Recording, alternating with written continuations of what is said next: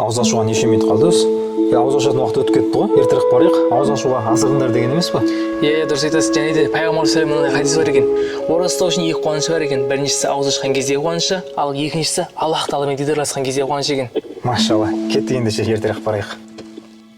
Нұреке, мына сіздің достарыңыз емес пе? Қайсы? Иә. Кетіп барайықшы.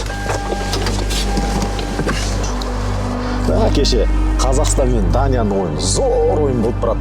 Бәке насой жоқ па? Темекі бар? Ішке қойып та.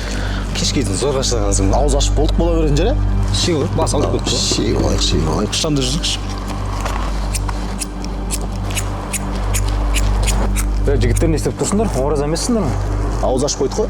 Тоқтаңдар жігіттер. Сонда азынан кешкейін сауап жинап, сонша сауаптарында болмайтын темекі насыбайға нөл қолдан келіп жатыр ма? Аллах тағала біздерге денсаулықты аманат қылып берді. Сол Аллаға сендер қиянат жасап жатырсыңдар. Азынан кешкейін жинаған сауаптарыңда нөл қолдан келмесе, ойланыңдар жігіттер.